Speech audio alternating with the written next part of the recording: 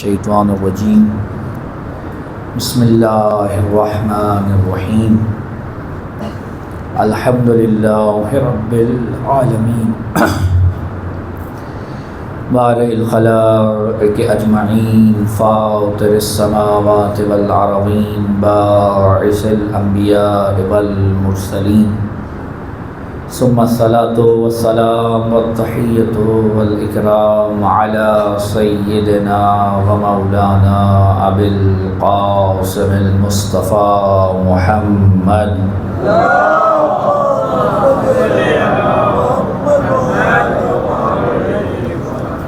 وعلى أهل بيته الطيبين الطاهرين المعصومين المظلومين المنتجبين المنتخبين ولعنة الله على أعدائهم أجمعين من الأولين والآخرين يا رب العالمين. أما بعد فقد قال سبحانه وتعالى في محكم كتابه المجيد اعوذ باللہ من الشیطان الرجیم بسم اللہ الرحمن الرحیم یا ایہا الذین آمنوا اتقوا اللہ وکونوا مع الصادقین صلوات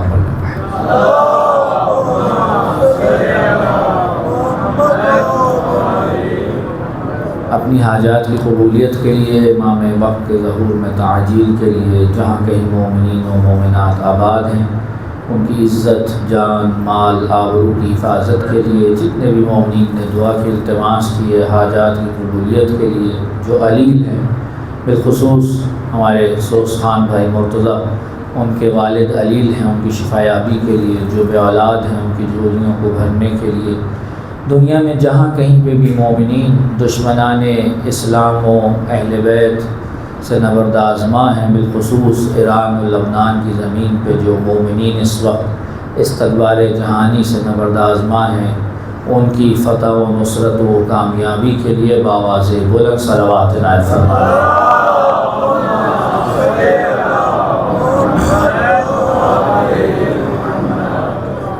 عزیزان محترم، پروردگار عالم کا شکر کہ اس نے ہمیں یہ سعادت بخشی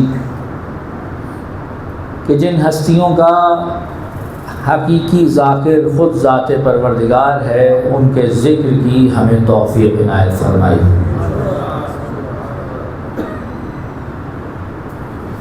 اگر آپ اہل بیت علیہم السلام کے ذکر اور ان کی یاد کی بات کریں تو یہ ایک ایسا معجزہ ہے کہ جس کے بارے میں حکم خداوندی سیدہ زینب سلام اللہ علیہا کی زبان پہ جاری ہوا اور آپ نے دربار یزید میں یزید کو مخاطب کر کے ارشاد فرمایا کہ اے یزید تو جتنی چالیں چل سکتا ہے چل لے، اب تو تا قیامت ہمارا ذکر نہیں مٹا سکے گا.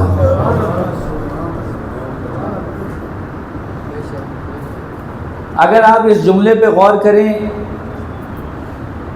تو یہ جملہ کسی ایسی زبان سے نہیں نکلا کہ جو خدا نخواستہ نعوذ باللہ بغیر سوچے سمجھے الفاظ کو اپنی زبان پہ لانے والی ہوں.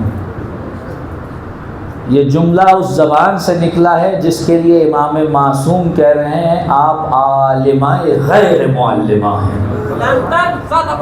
اللہم صلی علی محمد. امام معصوم کی نص موجود ہے جس کے علم کے بارے میں کہ یہ وہ جاننے والی ہے جسے کسی نے سکھایا نہیں.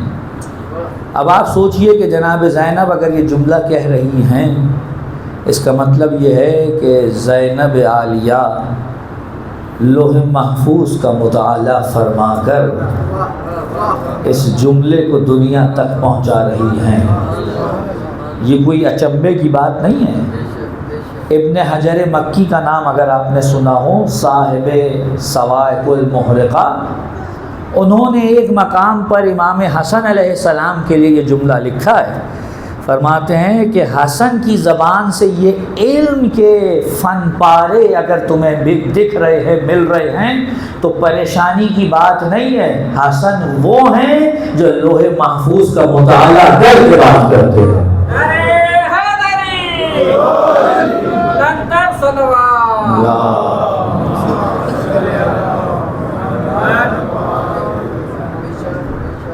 حضرت زینب سلام اللہ علیہا اسی خانوادے کی پروردہ ہے، عالمۃ غیر معلمہ۔ میں آج ہوں، کل نہیں ہوں گا۔ آپ آج ہیں، کل نہیں ہوں گے۔ یہ ذکر کل بھی تھا، آج بھی ہے، کل بھی رہے گا۔ یہ وعدہ خدا کا ہے سید الشہداء سے، جو زینب عالیہ کی زبان سے چار دانگ عالم میں پہنچا ہے۔ لہٰذا اگر کوئی یہ ذکر کرتا ہے یا کوئی یہ ذکر سنتا ہے، کوئی فرش عذاب بچھاتا ہے، کوئی فرش عذاب پہ آ کے بیٹھتا ہے، تو یہ نہ سمجھے کہ اس کے طفیل یا اس کی وجہ سے یہ ذکر باقی ہے یا ہو رہا ہے۔ نہیں، اصل ذاکر تو خدا ہے، اصل ذاکر سید الشہداء تو خدا ہے، لیکن خدا کا یہ کام ہے، یہ اس کی سنت ہے۔ اگر ذرا توجہ فرمائیں تو میں یہاں سے آپ کو لے چلوں تھوڑا آگے۔ حضرت موسیٰ کو آپ کیا کہتے ہیں؟ کلیم اللہ۔ کیوں کہتے ہیں؟ میرے ساتھ چلنا پڑتا ہے حضور والا۔ کیوں کہتے ہیں؟ اللہ سے کلام کیا۔ جب اللہ سے کلام کر رہے تھے تو وہ آواز کہاں سے آ رہی تھی؟ درخت سے۔ کلام درخت کر رہا تھا یا خدا؟ آواز آ کہاں سے رہی تھی؟ درخت سے۔ علماء متکلمین کی کتابیں اٹھائیے، علامہ ہلی سے لے کر علامہ طباطبائی تک، جہاں خدا کی یہ صفت لکھی ہے کہ خدا متکلم ہے، یعنی کلام کرتا ہے، وہاں انہوں نے نیچے یہ لکھا ہے متکلم کا یہ مطلب نہیں ہے کہ جیسے میں اور آپ کلام کرتے ہیں خدا کلام کرتا ہے، کیونکہ اگر میرے جیسے خدا کلام کرے تو نعوذ باللہ مجھے تو زبان کی ضرورت ہے، مجھے تو سینے کی ضرورت ہے، مجھے تو حلق کی ضرورت ہے، مجھے حنجرے کی ضرورت ہے، مجھے مخارج کی ضرورت ہے۔ خدا کو ان میں سے کسی بھی شے کی ضرورت نہیں ہے، وہ بے نیاز ہے۔ جسے بولنے کے لیے زبان کی ضرورت ہو، حنجرے کی ضرورت ہو، سینے کی ضرورت ہو، وہ نیاز مند ہے، بے نیاز نہیں ہے۔ خدا بے نیاز ہے، انہیں ان میں سے کسی شے کی ضرورت نہیں ہے۔ تو پھر متکلم کے کیا معنی ہیں؟ علماء امامیہ متکلمین لکھتے ہیں متکلم کے معنی یہ ہیں خدا جب جہاں جیسے چاہے آواز پیدا کر سکتا ہے۔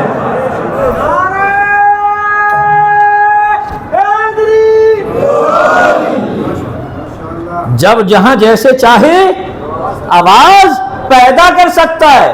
کلام اللہ سے ہے موسیٰ کا، لیکن پیدا کہاں سے ہو رہا ہے؟ درخت سے۔ میری بات اگر پہنچ گئی تو جملہ کہوں، خدا متکلم ہے۔ متکلم معنی یہ جب جہاں جیسے چاہے کلام کر سکتا ہے۔ خدا ذاکر ہے، خدا ذاکر حسین ہے، جب جہاں جیسے چاہے اس کا ذکر کروا سکتا ہے۔ میں اور آپ بس درخت کی مانند ہیں۔ اللہ اکبر، یا رسول اللہ، یا اللہم صلی علی محمد۔ ہمیں بطور وسیلہ اختیار کیا گیا ہے۔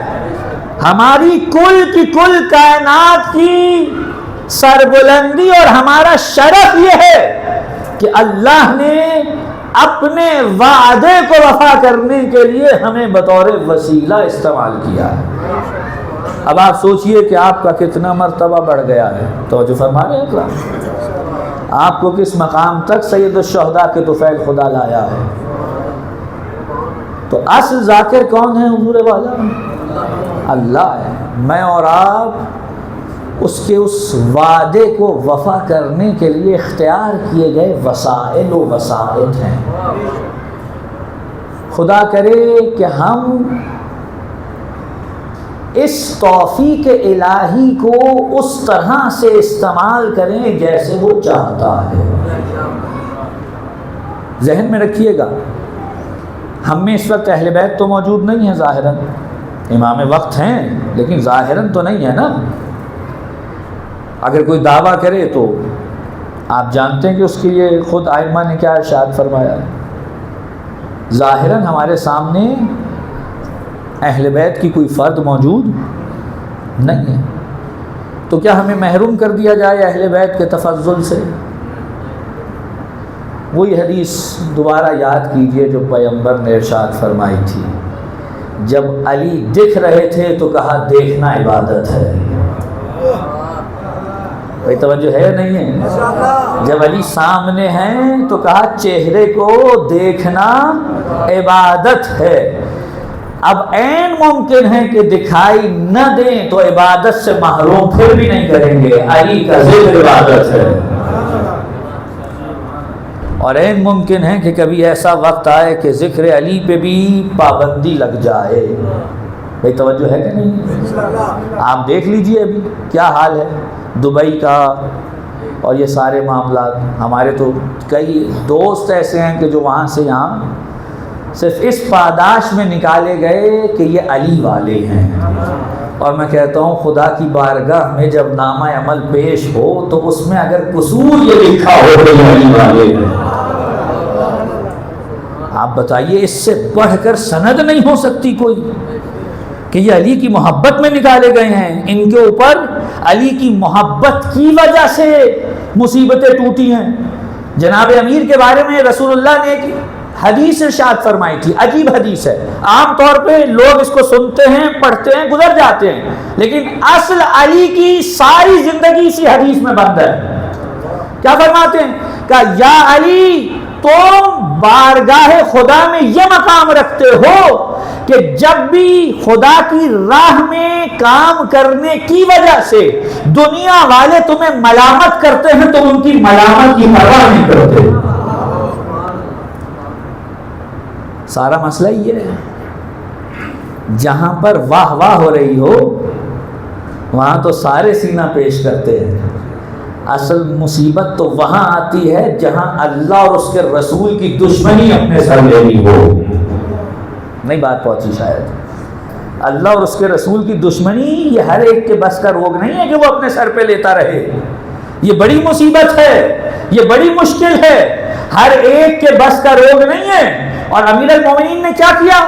ساری زندگی جناب امیر کی اس اصول پہ گزری ہے کہ اللہ اور اللہ کے نبی کے دشمنوں کو اپنے سر لیا ہے. اسی کو جہاد کہتے ہیں. توجہ فرمائیں، یہی جہاد ہے. خدا کی دشمنی اپنے سر لینا، رسول کی دشمنی. مجھے بتائیے کہ امیر المومنین نے بدر سے لے کر آخری جنگوں تک جو جنگیں لڑی، علی کو کیا فائدہ حاصل ہونا ہے؟ ظاہری طور پہ اگر کوئی غنیمت بھی مل جاتی ہے تو وہ بھی راہ خدا میں تقسیم کر دیتے. علی کو کیا فائدہ ہونا ہے؟ علی کا فائدہ ہی یہ ہے کہ علی خدا اور رسول کی دشمنی اپنے سر لے رہے ہیں. ہماری نگاہ میں شاید یہ فائدہ نہ ہو، لیکن علی بتا رہے ہیں اس سے بڑھ کر کوئی فائدہ ہے ہی نہیں کہ دنیا آپ کو اس نام سے جانے کہ اللہ اور اس کے رسول کی دشمنیاں اگر کسی نے نبھائی ہیں تو وہ علی نہیں. ہر دشمنی بری نہیں ہوتی حضور، توجہ ہے کہ نہیں ہے؟ ہر دشمنی بری نہیں ہوتی ہے. کچھ دشمنیاں ایسی ہیں جن پہ ثواب ملتا ہے، ایسی دشمنیاں بھی ہیں جن پر ثواب ملتا ہے. کون سی ہیں یہ دشمنیاں؟ جو راہ خدا میں اپنے سر لی جائیں. یہ کام اہل بیت کا ہے حضور والا. اللہ کی دشمنیاں اپنے سر لی ہیں. آپ جانتے ہیں جب حضرت موسیٰ کو پریشان تو نہیں ہے حضرات؟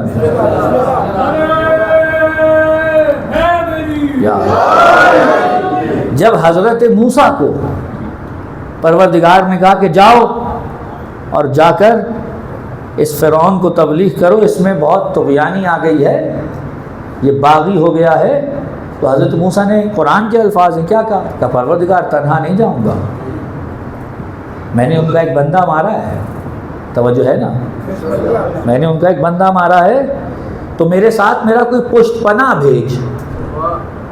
کہا کس کو چاہتے ہو؟ کہا ہارون آخی، میرا بھائی ہارون۔ خدا نے حضرت ہارون کو وزیر بنا کر بھیج دیا۔ حضرت اسبغ ابن نباتہ کا نام سنا ہے آپ نے؟ امیر المومنین کے صحابیوں میں سے ہیں، اور ان صحابیوں میں سے ہیں جو آخری وقت تک جناب امیر کے ساتھ تھے۔ ساتھ سے مراد یہ نہیں کہ نظریاتی طور پر، ساتھ سے مراد یہ کہ امیر المومنین کی شہادت سے چند لمحے پہلے تک اسبغ موجود ہیں امیر المومنین کے پاس۔ اور جن مقامات پر جناب امیر المومنین نے دعوی سلونی کیا ہے، کئی مقامات، ان میں سے ایک مقام وہ ہے کہ جب میرے مولا بستر شہادت پر ہے، چند گھنٹوں کے بعد امیر المومنین کی شہادت ہو جاتی ہے، اس وقت بھی کہہ رہے ہیں سلونی قبل ان تفقدونی، پوچھو مجھ سے اگر کچھ پوچھنا چاہو۔ یہ وہ مقام ہے، علامہ مجلسی لکھتے ہیں، یہ وہ مقام ہے کہ اسبغ بیٹھے ہوئے تھے، اور اسبغ نے وہیں بیٹھے بیٹھے کہا یا امیر المومنین اجازت ہے میں کچھ سوال کروں؟ آپ دیکھیے، یہ جانے ہیں علی کی قدر کو، یہ علی کی قدر ہے، خدا کی قسم علی کی قدر یہ ہے کہ علی سے پوچھا جائے، علی کی یہ قدر نہیں ہے کہ انہیں چھوڑ دیا جائے، یہ علی کی قدر ہے۔ کہا امیر المومنین اجازت ہے پوچھوں؟ لمبی حدیث میں ساری بیان نہیں کرتا، مختلف سوالات کیے جناب اسبغ ابن نباتہ نے امیر المومنین سے۔ ایک سوال یہ ہے کہ مجھے یہ بتائیے آپ افضل ہیں یا حضرت موسیٰ؟ آپ افضل ہیں یا حضرت موسیٰ؟ کہ میں افضل ہوں۔ کا دلیل یہ ہے کہ موسیٰ نے ایک شخص مارا تھا ان کا، اور جب خدا نے کہا جاؤ تو کہا تنہا نہیں جاؤں گا، میرے بھائی کو میرے ساتھ بھیج دے۔ اور جب رسول اللہ نے کہا جاؤ سورہ برات کی آیات پڑھو، تو مکے کا کوئی گھر ایسا نہیں تھا جس میں میری تلوار سے کوئی قطع مقتول نہ ہو، لیکن میں نے پیغمبر سے نہیں کہا یا رسول اللہ کسی کو میرے ساتھ بھیجیے، میں تنہا گیا، جا کے سورہ برات کی آیتیں پڑھ کر واپس آ گیا۔ اس کو کہتے ہیں اللہ کے لیے دشمنیاں اپنے ساتھ لینا۔ صلوات پڑھیں محمد و آل محمد پر۔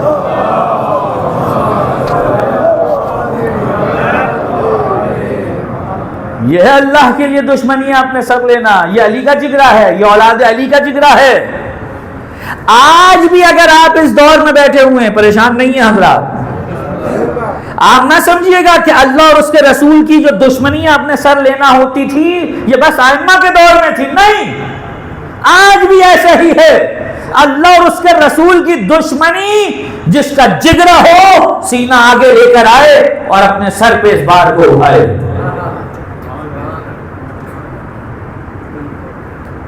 میں تو بس یہی کہوں گا، اس وقت علی اٹھاتے تھے، آج علی کے بیٹے اٹھاتے۔ صلوات پڑھے محمد و آل۔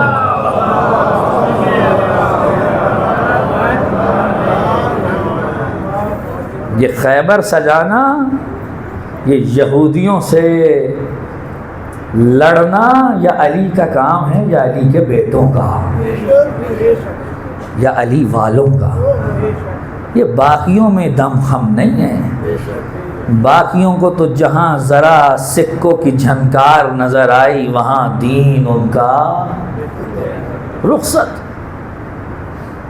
آپ سوچئے آج دنیا میں کیا چل رہا ہے، توجہ ہے نا حضرات کی؟ آج دنیا میں کیا چل رہا ہے؟ دنیا کے اندر نظریات کی جنگ چل رہی ہے حضور والا۔ میں آپ کو اس آیت تک لے آیا ہوں جو میں آپ کے سامنے پیش کرنا چاہ رہا ہوں۔ دنیا میں نظریات کی جنگ ہے، قرآن مجید کہہ رہا ہے صاحبان ایمان اللہ کا تقوی اختیار کرو اور سچوں کے ساتھ ہو جاؤ. توجہ فرمائیں, کس کے ساتھ ہو جاؤ؟ سچوں کے ساتھ ہو جاؤ. یا ایھا الذین آمنوا میں الگ بحث ہے, اتقوا اللہ کی الگ بحث ہے. میں دونوں کو چھوڑ کے سیدھا آ رہا ہوں, بس سر مطلب وَكُونُوا مَعَ الصَّادِقِينَ, سچوں کے ساتھ ہو جاؤ. توجہ فرمائیں گے. میں یہاں ممبر پہ بیٹھا ہوا ہوں اور مثال کے طور پہ یہ میرے برادر بزرگوار تشریف فرمائیں, میں ان سے کہوں کہ مجلس کے بعد آپ میرے ساتھ ذرا گیٹ تک چلیے گا. جملہ ذہن میں آ گیا؟ مجلس کے بعد میرے ساتھ ذرا گیٹ تک چلیے گا. ایک یہ جملہ ہے. ایک مثال کے طور پہ آپ کہیں دفاتر میں گئے ہوئے ہیں, بیٹھے ہوئے ہیں, آج کل تو ویسی ہاٹسٹ ٹاپک ایران کی جنگ ہے, اور کہیں بحث چھڑ گئی کہ جناب ایران اور سعودیہ کے معاملات جو ہیں, یا ایران یا دبئی کے معاملات جو ہیں وہ گرم چل رہے ہیں. اب وہاں بحث شروع ہوئی, کوئی اس طرف تھا کوئی اس طرف. ایک بندے نے پوچھا آپ کس کے ساتھ ہیں؟ میں نے آگے بڑھ کر کہا میں ایران کے ساتھ ہوں.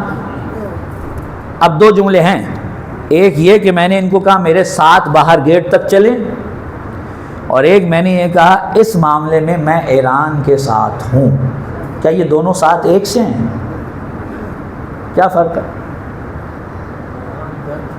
ہیں جی؟ ایک طرف جسمانی ساتھ مانگا جا رہا ہے, آپ میرے ساتھ چلیں. معذرت کے ساتھ سمجھانے کے لیے کہہ رہا ہوں, آپ بار خاطر آپ کے لیے نہ ہو سکتا ہے یہ اس لیے کہ یہ ممبر پہ بیٹھے ہیں, عمامہ پہنے ہوئے ہیں, طالب علم ہے مکتب اہل بیت کے, ان کا جینا چاہ رہا ہو, لیکن اب چونکہ سب کے سامنے میں نے کہہ دیا ہے لہٰذا یہ بات رکھنے کو بادل ناخواستہ یہاں سے اٹھیں اور میرے ساتھ باہر تک جائیں. تو ممکن ہے ان کا بدن میرے ساتھ ہو لیکن دل نہ ہو. این ممکن ہے بدن ساتھ ہو دل نہ ہو. یہ اپنی خوشی سے نہ جائیں, مجبوری سے جائیں. یہ معاملہ ہے بدن کا, اور ایک طرف معاملہ کیا ہے نظریے کا, ایک طرف معاملہ کیا ہے قلبی. پریشان تو نہیں نا حضرات؟ سوال یہ ہے کہ جب خدا قرآن میں کہتا ہے کہ مع الصادقین, یہ معیت کون سی معیت ہے؟ جسمانی ہو سکتا ہے, کوئی کہے جسمانی ہے. بہت سے لوگوں کو پتہ نہیں آپ جملہ سمجھیں یا نہ, کئی لوگ ایسے ہیں جن کی کل فضیلت ہے ہی جسمانی معیت. انہیں ساری کی ساری فضیلت جسمانی معیت میں دکھائی دیتی ہے کہ بھئی جسم ہے کسی کے ساتھ. نہیں بات پہنچی. آپ میں سے کون کون امام رضا کی زیارت کر چکا ہے جی علیہ الصلوۃ والسلام؟ خدا سب کی قبول فرمائے, جو نہیں گئے انہیں لے جائے. آپ کو معلوم ہے امام رضا علیہ السلام کے ابھی چند روز بعد روز شہادت بھی ہے انشاءاللہ. امام رضا علیہ الصلوۃ والسلام کے قدموں میں کون دفن ہے؟ اس کی خبر ہے جی؟ نہیں, ہارون الرشید. جی سنیے, کس کی خبر ہے؟ عیون اخبار رضا میں شیخ صدوق علیہ الرحمہ نے یہ روایت مکمل نقل کی, آپ جا کے وہاں دیکھ سکتے ہیں. میں مختصراً پیش کر دیتا ہوں تاکہ میرے مطلب پہ گواہ ہو جائے. ہارون رشید پہلے دفن تھا اس مقام پر, کیونکہ مامون کے دور میں امام شہید ہوئے نا, ہارون تو پہلے گزر گیا. ہارون الرشید پہلے وہاں دفن تھا. یہ جو مقبرہ جہاں پر اس وقت آپ دیکھتے ہیں امام رضا کا حرم ہے, قبہ بنا ہوا ہے, یہ پہلے ہارون الرشید کا مقبرہ تھا. جب امام رضا علیہ الصلوۃ والسلام کی شہادت ہوتی ہے, مامون الرشید اس لیے کہ اپنے باپ کو بڑا دکھائے اور اہل بیت کو نیچ, نعوذ باللہ, اس نے حکم دیا کہ ہارون الرشید کے پیروں میں قبر کھودی جائے امام رضا کی، لیکن امام رضا نے زہر کھانے کے بعد اور شہادت سے پہلے اپنے صحابی ابو بصیر کو ایک جملہ کہا کہ دیکھو یہ چاہیں گے کہ مجھے ہارون کے قدموں میں دفن کریں، قبر کھودیں گے نہیں کھودے کی چٹان نکل آئے گی، دائیں دفنانا چاہیں گے چٹان نکل آئے گی، بائیں دفنانا چاہیں گے چٹان نکل آئے گی، نتیجتاً مجبور ہو کے اس کے سرہانے کھودیں گے اور قبر کھود جائے گی۔ عیون اخبار میں موجود ہے، جا دیکھیے گا، اور یہ مجھے اس میں دفن کریں گے۔ امام نے بہت چیزیں بیان کی تھیں، اب وقت نہیں ہے کہ میں بیان کروں۔ یہاں پر امام نے ایک عجیب معجزہ بھی بیان کیا ہے، پریشان تو نہیں نا حضرات؟ اللہ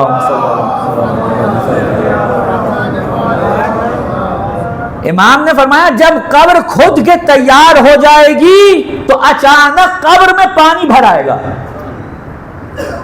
اور پانی کے اندر چھوٹی چھوٹی مچھلیاں پیدا ہوں گی، اور پھر بڑی مچھلیاں، اور بڑی مچھلیاں ان چھوٹی مچھلیوں کو کھا جائیں گی، پھر وہ بھی غائب ہو جائیں گی اور پانی بھی غائب ہو جائے گا۔ صحابی نے کہا یہ کیا ماجرا ہے، یہ چھوٹی مچھلیاں، یہ بڑی مچھلیاں، یہ کیا ہے؟ کہا یہ جو چھوٹی مچھلیاں آئیں گی ان سے مراد سلاطین بنو عباس ہیں، اور جو بڑی مچھلیاں آئیں گی یہ وہ ہیں جو ان کی حکومت کو زیر و زبر کر دیں گے۔ وہ پورا امام نے وہاں پر بتایا کہ اس سے کیا مراد ہے، اس سے کیا مراد ہے، اس سے کیا مراد ہے۔ بہرحال میں جو عرض کرنا چاہ رہا ہوں پوری روایت میں نے کیوں پیش کی، صرف ایک مطلب کے لیے، پریشان نہیں ہے۔ تو اب ہارون الرشید کی قبر کہاں ہے؟ بولے نا، امام رضا کے قدموں میں۔ جسمانی معیت تو حاصل ہے، پتہ نہیں اب بھی آپ پہنچے کہ نہ پہنچے، جسمانی معیت تو حاصل ہے، بدن تو بدن سے نزدیک ہے، بدن تو بدن سے نزدیک ہے۔ میں پھر سوال کروں آپ سے، امام رضا کون؟ حجت خدا، خلیفۃ اللہ، امام منصوص و منصوب من اللہ تعالی۔ توجہ فرمائی حضرات نے، ہارون الرشید کون ہے؟ قاتل امام، ایک قاتل معصوم، ایک معصوم کے پہلو میں دفن ہے، ایک قاتل معصوم کے پہلو میں دفن ہے، لیکن یہاں پر جسمانی معیت نے فائدہ نہیں دیا، کیونکہ یہاں پر جسمانی معیت سے پہلے نظریے اور قلب کی معیت درکار ہے۔ صلوات پڑھے محمد و محمد۔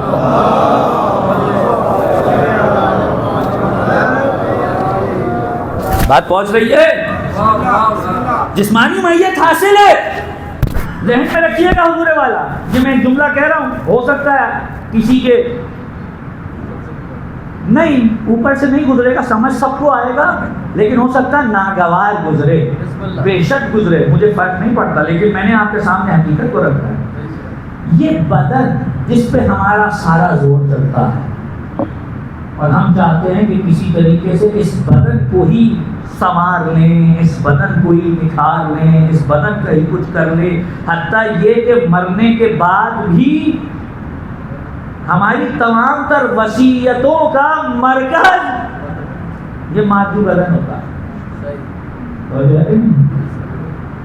یہ مادی بدن آپ کو اس وقت فائدہ دے گا جب آپ کی روح نے وہ نظریہ اپنایا ہو جو صادقین کا ہے۔ اگر ابھی بھی بات نہیں پہنچی میں اور آسان کر دیتا ہوں۔ کربلا معلی میں امام حسین اور ان کے اصحاب کا جو دفن کا تاریخ لکھی گئی ہے 12 یا 13 محرم، سید سجاد آئے اجاز امامت سے دفنایا امام حسین اور شہداء کربلا، تو 12 یا 13 محرم کو دفن ہوئے۔ یزیدی لشکر کے جتنے افراد حسین اور لشکر حسین کے ہاتھوں کٹے تھے، وہ نے 11 محرم کو دفنا کے گئے تھے، اس وقت وہ کربلا میں ہی دفن ہے. نہیں بات پہنچے کہاں ہے؟ کربلا میں دفن کیے گئے. مجھے بتائیے کربلا کی خاک 1000 مرتبہ رکھے لیکن کسی یزیدی کے دفن ہونے سے وہ یزیدی حسینی بنے گا؟ کیوں نہیں بن پا رہا؟ نظریہ نہیں ہے، نظریہ نہیں ہے. اس بدن کو اٹھا کر آپ کہیں بھی لے جائیں، اگر آپ کا نظریہ وہ نہیں ہے جو صادقین کا ہے تو بالکل پہلو میں دفن ہو جائیں. کوئی فائدہ نہیں ہے، کوئی فضیلت نہیں ہے.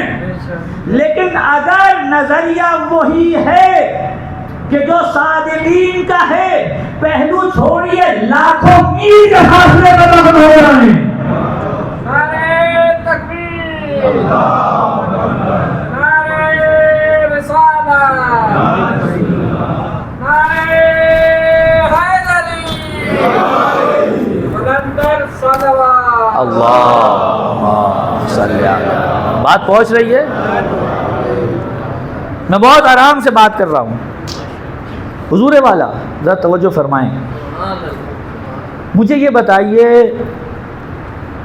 یہ مسلمانوں کے اندر آپ نے یہ دیکھا ہے کہ ہمیں پیغمبر کی وہ چیزیں کہ جو پیغمبر سے منسوب ہوں ہم ان سے تبرک و برکت حاصل کرتے ہیں. مثلا آپ گئے مدینے میں تو آپ کو کسی نے بتایا کہ بھئی اس مقام پر پیغمبر نے مثلا کھڑے ہو کے خطبہ دیا تھا، تو پیغمبر تو گزر گئے، 14 صدیاں ہو گئی نا، لیکن جگہ ہے. آپ گئے اور آپ نے ہاتھ مس کیا اور اپنے بدن کو لگایا. اسے کیا کہتے ہیں؟ تبرک حاصل کرنا، برکت حاصل کرنا. توجہ. یہ مسلمانوں نے کس سے سیکھا ہے؟ ہیں جی؟ اتنی پریشانی والی بات نہیں ہے. مسلمانوں نے یہ کس سے سیکھا ہے؟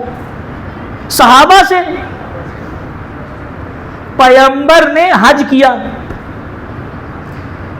حج کے بعد حلق کیا، پیغمبر کے بال اترے، صحابی ہاتھ پھیلائے کھڑے ہوئے، یا رسول اللہ یہ اپنے منہ مبارک ہمیں دے دیجئے. کیا کرو گے؟ ہم اپنے پاس رکھیں گے برکت کے لیے. پیغمبر کسی برتن میں کھانا تناول فرما رہے ہیں، برتن خالی ہوا، سامنے بیٹھے ہوئے شخص نے کہا یا رسول اللہ یہ برتن مجھے دے دیجئے. کیا کرو گے؟ اپنے گھر میں رکھوں گا برکت کے لیے. پیغمبر گرامی اسلام وضو کر رہے ہیں، ہاتھوں سے پانی ٹپک رہا ہے، صحابی آگے ہاتھ پھیلائے کھڑے ہیں، یا رسول اللہ یہ پانی ہمیں دے دیجئے. کیا کرو گے؟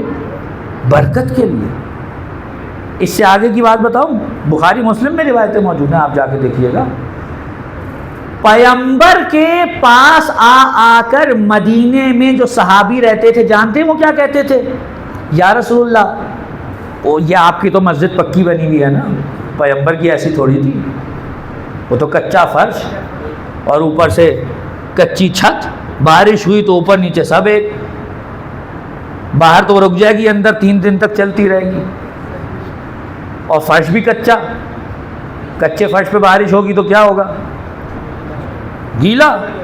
تو اب جب بارش ہوتی تھی تو مسئلہ زیادہ ہے. صحابی آ کے کہہ رہے یا رسول اللہ میری آنکھوں کو کم دکھائی دیتا ہے، مجھے فلاں مجبوری ہے، یہ مجبوری ہے، یہ مجبوری ہے. توجہ. تو کیا کروں؟ کہ یا رسول اللہ میں یہ چاہتا ہوں کہ میں اپنے گھر میں ایک مصلی بناؤں. تو بنا لو. کہ نہیں بنانا چاہتا ہوں لیکن آپ سے گزارش ہے میرے اس مصلی پہ آ کے 2 رکعت نماز پڑھ دیں. بخاری مسلم میں موجود ہے. کیوں؟ کہ آپ پڑھیں گے برکت ہوگی. توجہ نہیں ہے حضرات کی شاید. آپ آئیں گے برکت ہوگی. پیغمبر گئے کئی صحابیوں کے گھروں میں جا کے مصلوں پہ نمازیں پڑھیں اور اس کے بعد اپنے گھر تشریف لائے. اب اس صحابی کی ساری زندگی اس مصلی پہ عبادت کرتے ہوئے گزر رہی ہے اور اس کے دل میں بار بار یہ خیال آتا ہے یہ وہی مقام ہے جہاں رسول نے نماز پڑھی تھی. صحابی پہ کوئی شرک کا فتویٰ نہیں لگاتا, یہ سب ہمارے لیے ہے. صلوات پڑھیں محمد والے محمد پر.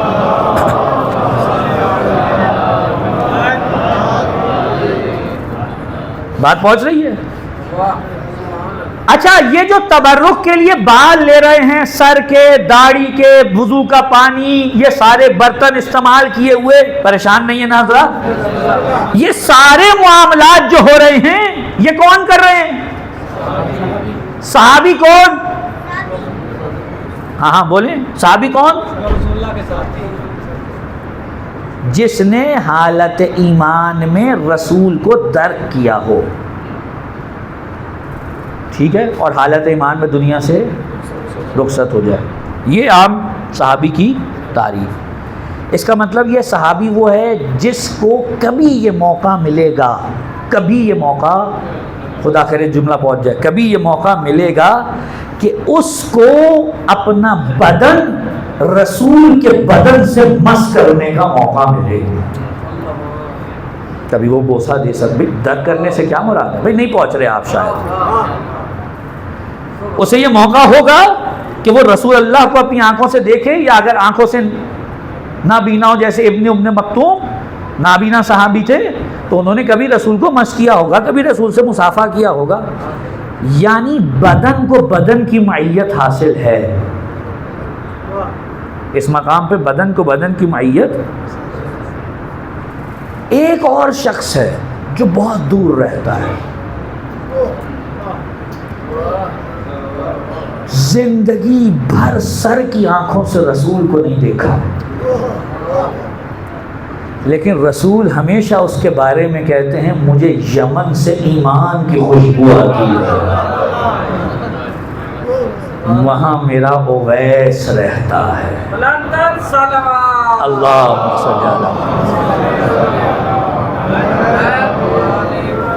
کون رہتا ہے؟ اویس رہتا ہے.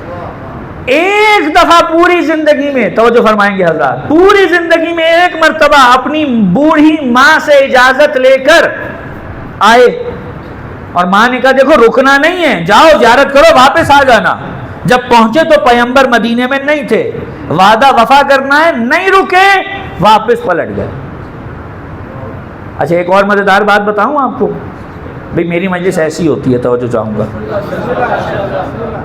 جتنے بھی صحابہ کی زندگی پہ لکھے جانے والی کتابیں, چاہے وہ الاصابہ ہو ابن حجر کی ہو یا ابو نعیم اصفہانی کی ہو, آپ جائیے گا, پریشان کن بات بتا رہا ہوں یہ میں آپ کو.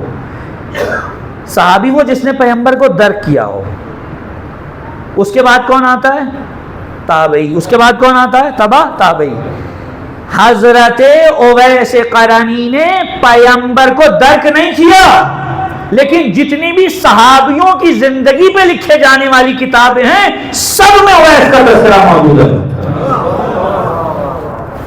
جائیے دیکھ لیجئے, تابعی ہیں لیکن صحابیوں میں ذکر ہو رہا ہے.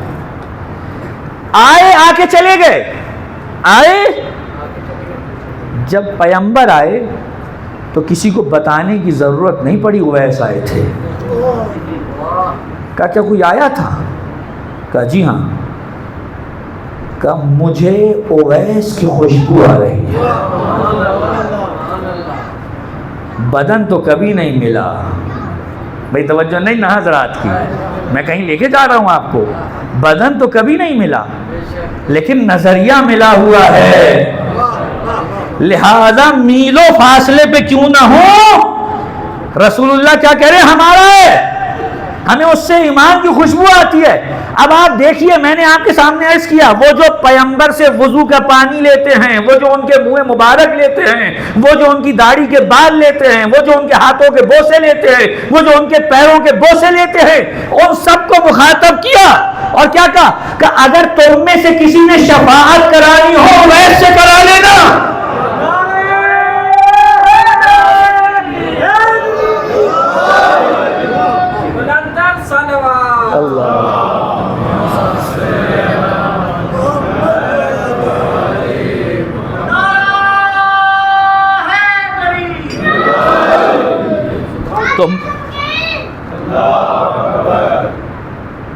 صلوات عنایت فرمائے محمد والے محمد۔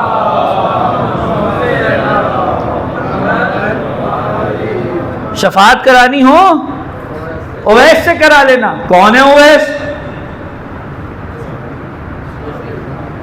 کبھی بدن رسول کے بدن سے مس نہیں ہوا۔ اچھا عجیب ہے، پیغمبر دنیا سے گزر گئے، اس کے بعد آئے حضرت اویس مدینے۔ توجہ چاہوں گا، کچھ چیزیں میں بولتا ہوں، کچھ چیزیں آپ نے سمجھنی ہیں۔ آئے مدینے، اور جب مدینے آئے تو پیغمبر کی حدیث معروف تھی سب کے سامنے۔ جب پتہ چلا اویس ہیں تو بڑی بڑی شخصیات جن کو آج کل لوگ بڑے بڑے القاب کی بیساکیاں دے کر کھڑا کرنے کی کوشش کر رہے ہیں، وہ آگے بڑھے اور آگے بڑھ کے کہتے ہیں ہمارے لیے بھی دعا کر دیا کرو، ہمارے لیے بھی دعا کرو۔ اویس بڑے پکے تھے، اویس بڑے پکے تھے، انہوں نے بھی سٹاک سے ایک جملہ دے مارا، میں تو سارے مومنوں کے لیے دعا کرتا ہوں، اگر مومن ہوں تو لگ جائے گی، غیر مومن کے لیے میں دعا نہیں کرتا۔ اللہ یا رسول اللہ یا علی اللہم صلی علی محمد۔ بولے بولے، کوئی مسئلہ نہیں ہے، منافقت کی موت ہے۔ ایک صلوات عنایت فرمائیں۔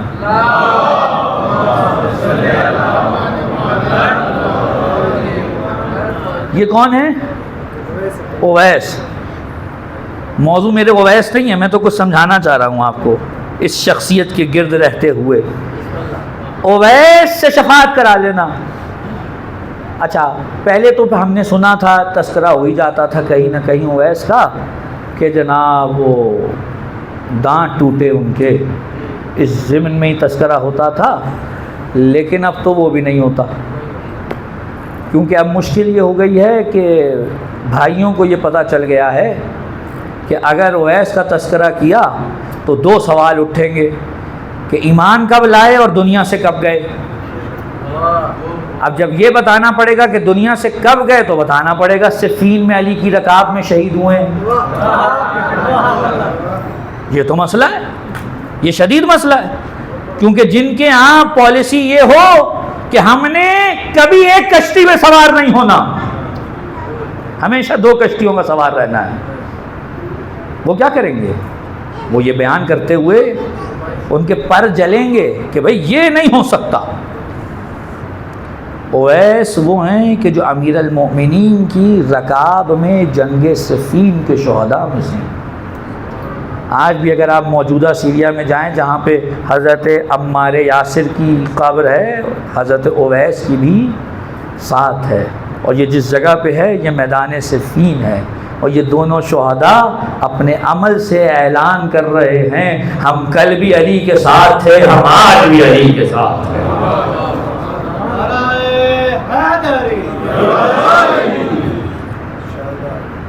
ہم علی کی حقانیت کے علم بردار ہیں۔ وہ رسول کا قول تھا، بس گھنٹہ پورا ہونے والا ہے حضور والا، میں بات کروں باقی کل کریں گے، گفتگو کو کسی کنارے تو پہنچا دوں۔ یہ رسول کا دور ہے اور یہ علی کا دور آیا۔ جناب امیر جنگ صفین پہ جا رہے ہیں، اور آپ جانتے ہیں کہ جنگ صفین پہ جاتے ہوئے دونوں لشکروں کا مطمع نظر یہ ہے کہ پہلے ہم پہنچ کے پانی کے گھاٹ پہ قبضہ کریں، اس لیے لشکر کو تیزی سے آگے بڑھانے کی کوشش ہے۔ جناب امیر نے ایک مقام پہ جا کے لشکر روک دیا، کہا سب یہیں رک جاؤ۔ یا علی آپ پہنچنا ہے، کہا یہیں رک جاؤ، ابھی 1000 کا لشکر یہاں آ کر ہم سے ملے گا، نہ ایک کم نہ ایک زیادہ۔ یہ جملہ اتنا سنگین تھا کہ جو ساتھ چلنے والے تھے مالک اشتر، عبداللہ ابن عباس جیسے صحابی، وہ ایک مرتبہ دہل گئے کہ لشکر میں اس قدر منافقین ہیں ساتھ میں کہ اگر ذرا کوئی اونچ نیچ ہوئی تو رائی کا پہاڑ بناتے ان کو دیر نہیں لگے گی۔ بھئی جب پیغمبر کے سارے لشکر میں سارے پیغمبر والے نہیں تھے، تو علی کے لشکر میں سارے علی والی اگر نہ ہوں تو یہ کون سی کوئی بڑی بات ہے؟ واضح ہے؟ اتنے میں دیکھا سامنے سے ایک لشکر آ رہا ہے، حضرت مالک اشتر اور عبداللہ ابن عباس کھڑے ہو گئے اور لشکر کو کہا ایک ایک کر کے ہمارے بیچ سے گزرو، تاکہ ہم گنے تو صحیح۔ گزر گئے، یہاں لشکر گزرا، وہاں دونوں کے چہروں پہ ہمائیاں۔ کہ مالک کتنے گنے؟ کہا 999۔ تم نے کتنے گنے؟ 999۔ کہا علی نے تو کہا تھا نہ ایک کم نہ ایک زیادہ، یہ معاملہ تو گڑبڑ ہے۔ سب پریشان ہیں اور جس کو ہونا چاہیے وہ مطمئن ہے۔ امیر المومنین ایک پہاڑی پہ کھڑے ہوئے ہیں، ٹیلے پہ کھڑے ہوئے ہیں، دوڑے ہوئے گئے، یا علی غضب ہو گیا، کیا ہوا؟ کہ ایک کم ہے، 999 ہے۔ جناب امیر نے کہا مالک و عبداللہ اپنے عقیدے سنبھالو، وہ دیکھو سامنے سے میرا اویس آ رہا ہے۔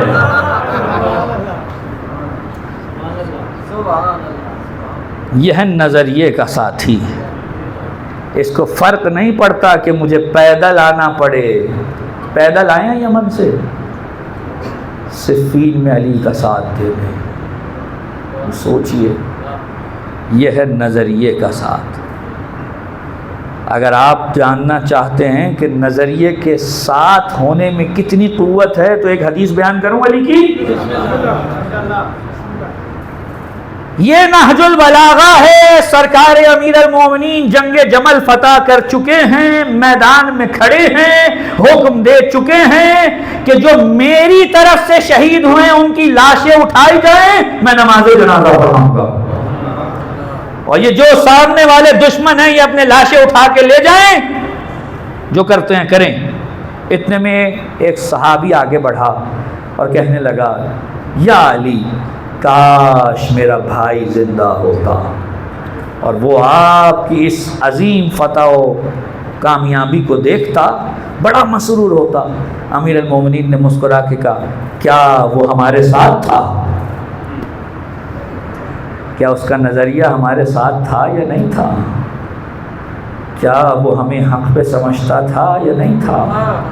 کہ یا علی اگر زندہ ہوتا آپ کی رکاب میں کھڑا ہوتا، کہا تو پھر تمہارے ذریعے سے ہم آنے والوں کو پیغام دیتے ہیں، جو گزر گئے وہ تو گزر چلے، جو قیامت تک آنے والے ہیں اگر وہ اس وقت اس میدان میں علی کو حق سمجھتے ہیں اور ان کا نظریہ علی کے ساتھ ہے، وہ کبھی بھی آئے، وہ آج اس میدان میں علی کی رکاب میں کھڑے بھی ہیں، علی کی رکاب میں لڑے بھی ہیں۔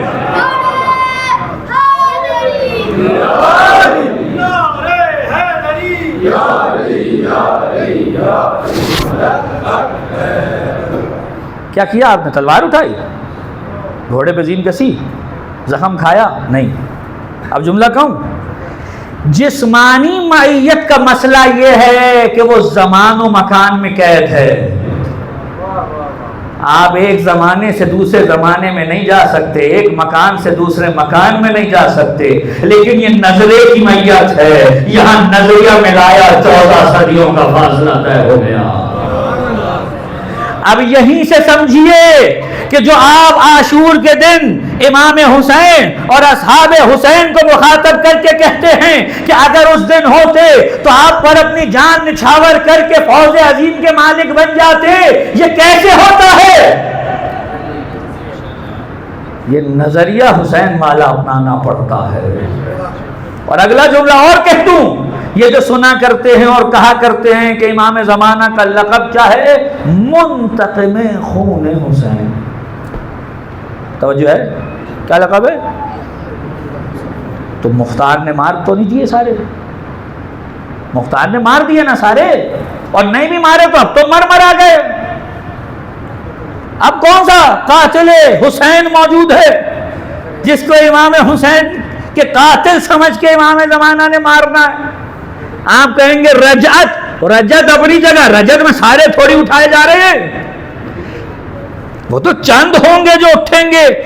اور آپ کیا کہہ رہے ہیں؟ منتقم خون حسین۔ تو معلوم یہ ہوا کہ جہاں مثبت نظریہ آپ کو شہدائے کربلا سے ملا دیتا ہے، وہاں آج بھی اگر کوئی یزید کے نظریے پہ ہے وہ قاتل حسین ہے۔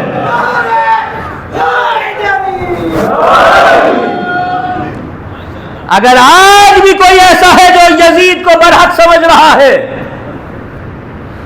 تو وہ قاتل حسین ہے، اور امام کے انتقام کی زد میں وہ بھی آئے گا۔ صرف اچھوں کی بات نہیں ہے حضور والا، آپ حسین کا نظریہ اپنائیں حسینی ہو جائیں، کوئی یزید کا اپنائے یزیدی ہو جائے، یہی معنی ہے حسینیت اور یزیدیت کے۔ بھئی توجہ ہے کہ نہیں ہے؟ یہی معنی ہے حسینیت اور یزیدیت کے۔ نظریہ دیکھا جاتا ہے حضور، میں نے عرض کیا یہ زمانہ یا پچھلا زمانہ کوئی بھی جنگ ہے، اگر نظریے پر ہے تو اس جنگ کے اثرات نسلیں دیکھتی ہیں، اور اگر صرف لوٹ اور مال غنیمت کے لیے ہے تو چند نسلوں کے بعد بھی دنیا یاد نہیں رکھتی کہ کیا کیا تھا۔ یہ بڑے بڑے ٹیگ نام کے ساتھ لگانے سے کوئی خادمین حریمین شریفین تھوڑی ہو جاتا ہے۔ اس کے لیے کم از کم نظریہ تو وہ ہو جو حرم والوں کا تھا، کم از کم نظریہ وہ ہونا چاہیے جو حرم والوں کا تھا۔ صرف القابات سے کچھ نہیں ہوتا ہے حضور والا۔ اویس قرنی نے بتایا ہے، توجہ چاہوں گا، نظریہ کسے کہتے ہیں۔ موقع ہوگا آگے کل عرض کروں گا۔ مالک اشتر نے بتایا ہے نظریہ کسے کہتے ہیں۔ حضرت عباس نے بتایا ہے نظریہ کس کو کہتے ہیں۔ جناب زینب نے بتایا ہے نظریہ کس کو کہتے ہیں۔ یہ معیت نظریے کی ہے، اور اس کے لیے زمان و مکان کی قید نہیں ہے۔ مجھے معلوم ہے آپ میں سے کئی مومنین ایسے ہیں کہ جن کے دل اس وقت تڑپ رہے ہیں اربعین حسینی کی زیارت پہ۔ جو جا رہے ہیں وہ جا رہے ہیں، جو پیچھے رہ جانے والے ہیں وہ جانے والوں سے بہت زیادہ ہیں۔ خدا سب کو لے جائے، لیکن مجھے ایک جملہ کہنے دیجئے، کبھی دل و دماغ میں یہ خیال نہ آنے دیجئے گا کہ جو نہیں جا پا رہے حسین ان سے راضی نہیں ہے۔ نہیں، اس بدن کا وہاں پہنچنا اس سے کئی زیادہ یہ اہم ہے کہ آپ کی روح وہاں ہو۔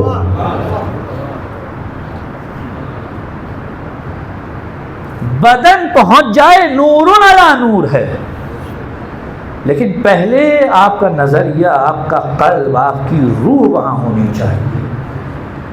یہ کیسے حسین ہے؟ میں عجیب اس نقطے کو سمجھنے سے قاصر ہوں۔ ہم نے تو یہ دیکھا ہے کہ عام طور پہ جب کسی کو عشق ہو جائے نا مجازن، تو وہ یہ دیکھتا ہے کہ جیسے ہی اس کے معشوق کا کوئی اور عاشق سامنے آئے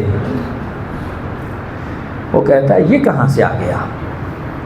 یعنی مجازن عشق رقابت لاتا ہے، لیکن اگر حقیقی ہو تو کربلا میں لاکھوں کروڑوں لوگ کھڑے ہو کے حسین سے کہیں ہم آپ کے عاشق ہیں۔ ہر عاشق نہ فقط یہ کہ ساتھ والے کو رقیب نہیں سمجھتا بلکہ رفیق سمجھتا ہے۔ یہ حسین کے عشق کی قوت ہے کہ جیسے ہی پتہ چلے یہ بھی اسی کا عاشق ہے جس کا میں ہوں، تو اس عاشق سے بھی محبت ہونے لگتی ہے۔ یہ میرے حسین کا چاہنے والا ہے۔ عزادارو، حسین نے بڑی قربانیاں دی ہیں۔ یہ دین حسین نے اپنی قربانیوں سے بچا کر ہمیں دیا ہے۔ میں حرم سیدہ معصومہ قم میں تھا، وہاں ایک ذاکر، روضہ خوان کہتے ہیں ان کو، وہ آ کر اشعار پڑھ رہا تھا۔ ان اشعار کا مفہوم اگر اجازت دیں تو نقل کروں۔ وہ حضرت رباب کو مخاطب کر کے کہتا ہے اے بی بی آپ کی بھی عجب قسمت تھی، آپ 2 بچے لائی تھی،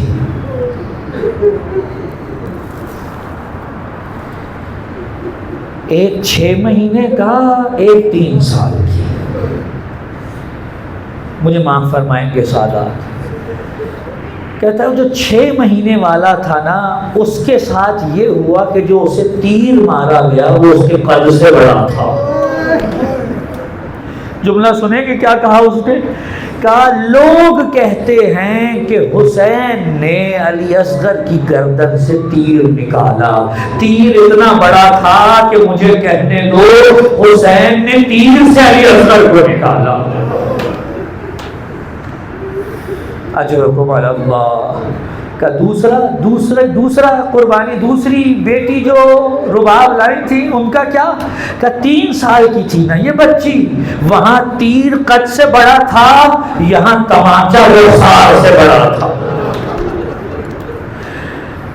اس کے بعد اس نے شعر میں امام حسین کو مخاطب کیا اور ایک جملہ کہا کہ اے امام حسین، یہ بچی جب آپ کے پاس پہنچی ہوگی تو آپ نے دیکھا ہوگا اس کے چہرے پر نیل کے نشان ہوں گے، آقا ان نشانوں میں ایک انگوٹھی کا نشان بھی ہوگا، مجھ سے پوچھئے میں بتاؤں یہ شعر کی انگوٹھی کا نشان ہوگا جو اس نے آپ کی اس بچی کو تماچے مارے تھے۔ اجرکم علی اللہ۔ عزادارو، یہ بچی اپنی اور سے زیادہ مصیبتیں اٹھا کے گئی۔ جب تک زندہ تھے نا امام حسین، کوئی نہ کوئی پرسان حال تھا۔ حسین رخصت ہوئے، جیسے یہ بچی تو مصیبتوں کی آماجگاہ بن گئی۔ عزادارو، یہ روایت اگر میں نے اپنی آنکھوں سے نہ پڑھی ہوئی میں نقل نہ کرتا۔ مقتل ابی مخنف کی روایت ہے، یہ خولی لعین کہتا ہے جب خیموں کو آگ لگی اور لوٹا جا رہا تھا تو میں گیا، میں نے دیکھا ایک بچی خیمے سے نکل کے دوڑ رہی ہے، اس کے کانوں میں گوشوارے ہیں۔ میں آگے بڑھا کہ گوشوارے لوٹ لوں، پھر میرے دماغ میں خیال آیا اس سے کہتا ہوں مجھے اتار کے دے دے، پھر خیال آیا اتارنے میں دیر ہوئی تو کوئی اور نہ لوٹ کے لے جائے، بس پھر میں نے انتظار نہیں کیا، میں نے بالیوں میں ہاتھ ڈالا اور میری زور سے کھینچا، بچی کے کان چھٹ گئے، بچی منہ کے بل زمین پہ گری۔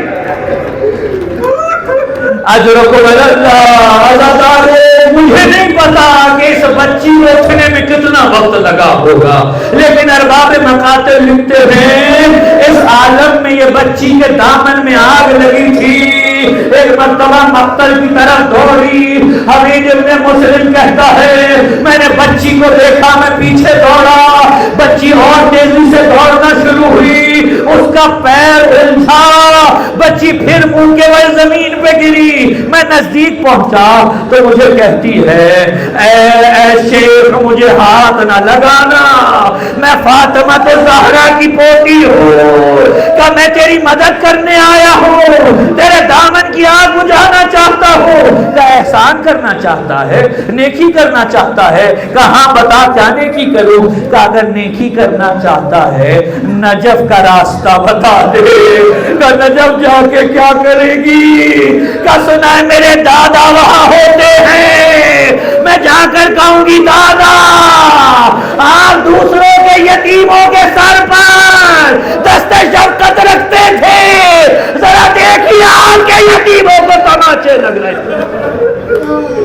اجرکم علی اللہ۔ عزادارو، یہ بچی مصیبتیں سہتی سہتی کربلا سے کوفہ، کوفہ سے شام، شام کے بازار سے دربار میں پہنچی۔ جو سادات بیٹھے ہیں ان سے معذرت کے ساتھ جملہ پڑھنے جا رہا ہوں، یہ بھی روایات میں سید سجاد کا جملہ ہے، سنیں گے کیا جملہ ہے؟ سید سجاد سے پوچھا نا مولا مصیبتیں زیادہ کہاں آئی؟ کہ الشام الشام الشام، کہ مولا کون سی مصیبتیں؟ سجاد نے 5 گنوائی، میں نہیں پڑھوں گا، میں صرف ایک مصیبت پڑھوں گا۔ کون سی مصیبتیں؟ ایک گنوائی۔ کیا مصیبت تھی؟ کہ ہم دربار یزید میں کھڑے تھے، یہ میری چھوٹی بہن کھڑی تھی، ایک لعین نے انگلی سے اشارہ کیا، اے یزید اس بچی کو میری کنیزی میں دے دے۔ یہ وہ موقع تھا زینب عالیہ سے برداشت نہ ہوا، کہے یزید تو یہ نہیں کر سکتا، یہ تیرے نبی کی عزت ہے۔ اجرکم اللہ۔ عزادارو، یہ بچی بازاروں سے درباروں سے گزرتے ہوئے زندان میں پہنچی۔ سید سجاد سے پوچھا گیا نا زندان کا حال، میں آپ کے سامنے روایت پڑھتا ہوں۔ سجاد سے پوچھا زندان کا حال بتائیے مولا۔ کا ایسا تھا کہ چھت نہیں تھی، اس زندان کی چھت نہیں تھی، بارش ہوتی تو ہم پہ برستی، سورج ہوتا تو ہم پہ پڑتا، اتنا عرصہ ہم وہاں رہے کہ میری پھوپھیوں کے چہرے کی رنگت بدل گئی۔ عزادارو، اس کے بعد سجاد سے پوچھا اور کچھ حالات بتائیے زندان کے۔ کا اتنا تنگ تھا کہ میری پھوپھیاں پیر پھیلا کے بیٹھ نہیں سکتی تھی، دن کے وقت میں دروازے پہ جا کے بیٹھ جاتا تھا تاکہ میری پھوپھیاں آرام کر سکیں۔ سجاد آ کے بیٹھتے تھے دروازے پر، یہ چھوٹی بچی آتی تھی بھائی کے ساتھ بیٹھ جاتی تھی اور دیکھتی تھی پرندے اڑتے ہوئے جا رہے ہیں، پوچھتی تھی بھیا یہ پرندے کہاں جا رہے ہیں؟ کہ بیٹی یہ اپنے بچوں کے دانے پانی کا بندوبست کرنے جا رہے ہیں، شام کے وقت واپس آتے تھے، بھیا یہ آپ کہاں جا رہے ہیں؟ بیٹی یہ اپنے گھروں کو واپس جا رہے ہیں۔ بھیا کیا ہم بھی کبھی اپنے گھر جائیں گے؟ سجاد کیا جواب دے؟ دل ہی دل میں سوچتے ہوں گے اے میری بہنا سب جائیں گے لیکن تو اسی زندان میں پیوند خاک ہو جائے گی۔ عزادارو، ایک دن ایسا آیا کہ اس بچی کی حالت غیر ہے۔ زینب نے بڑی مشکل سے سلایا، کچھ دیر سونے کے بعد بچی اٹھی اور پھوپھی سے کہتی ہے پھوپھی اماں میرے بابا کہاں ہے؟ کہا بیٹی تیرے بابا کا بدن کربلا میں رہ گیا، تیرے بابا کا سر دربار یزید میں ہے۔ کہا نہیں پھوپھی اماں ابھی تو آئے تھے، میرے ساتھ بیٹھے تھے، مجھے آغوش بھی لیا تھا، میرے چہرے کے بوسے لیتے تھے، مجھے کہتے تھے بیٹی مصیبت کے دن گزر گئے، ہم تمہیں لینے آ گئے ہیں۔ بس یہ جملہ سنا بیویوں میں کوہرام برپا ہوا، آوازیں گریہ بلند ہوئی، اتنی بلند کہ محل یزید تک پہنچی۔ ایک مرتبہ یزید نے کہا یہ ماجرا کیا ہے؟ کہا وہ جو بچی ہے نا حسین کو یاد کرتی ہے، آج حالت کو زیادہ غیر ہے۔ کہا کیا کیا جائے جو خاموش ہو جائے؟ کہا سر حسین بھیج دو، خاموش ہو جائے گی۔ عزادارو، آپ جو ذاکرین سے سنتے ہیں میں اس کا ذمہ دار نہیں ہوں، لیکن شیخ بہائی نے 40 میں جو روایت نقل کی میں وہ نقل کروں گا۔ عزادارو، شیخ بہائی لکھتے ہیں ایک لائن آگے بڑھا، اس نے زلفوں سے پکڑ کے حسین کا سر اٹھایا اور دربار کے دروازے سے نکل کر زندان کے دروازے پہ آیا۔ کہاں ہے وہ بچی جسے حسین کی یاد آتی ہے؟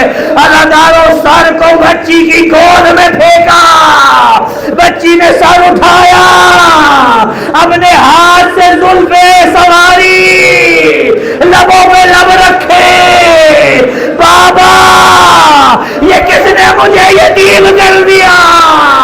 بابا یہ کس نے آپ کی جگہ کاٹ دی؟ بابا آپ کے بعد میرے دل چھن گئے، بابا آپ کے بعد مجھے تماچے لگے، بابا اب آ گئے ہو نا، میں جانے نہیں دوں گی۔ عزادارو، بچی نے اپنے دل کا حال کہنا شروع کیا، اور ابھی آواز کچھ دھیمی ہوئی، پھر اور دھیمی ہوئی، اور آواز آنا بند ہو گئی۔ ایک مرتبہ زینب عالیہ اٹھی، بیویوں خاموش ہو جاؤ، میری بچی کو نیند آ گئی ہے۔ سر حسین بچی کی آغوش سے لیا، یہاں سر جڑا ہوا، وہاں بچی کی گردن ڈھلک گئی۔ سید سجاد اٹھے، انا للہ و انا الیہ راجعون۔ پھوپھی اماں میری بہن سو گئی، قیامت کے دن اٹھنے کے لیے۔ عزادارو، بس آخر جملہ سنیے گا، آپ نے گریہ کیا، مجلس ہو گئی۔ جب تمام بیویوں کو پتا چل گیا نا بچی گزر گئی، میں وہ روایت نہیں پڑھتا، اس کو کفن دیا، دفنا دیا گیا، لیکن جب اعلان ہوا نا اب ہم مدینے جا رہے ہیں، عزادارو سید سجاد نے بیویوں کو گننا شروع کیا، سب موجود ہیں اور میرے باپ نہیں تھی۔ ایک مرتبہ زندان میں آئے تو کیا دیکھا، ماں بچی کی قبر سے لپٹی ہے، کہہ رہی ہے بچی اٹھ جا، پروانہ رہائی مل گیا، تجھے وطن جانے کا بڑا اشتیاق تھا۔ انا للہ و انا الیہ راجعون۔ رضا بقضائہ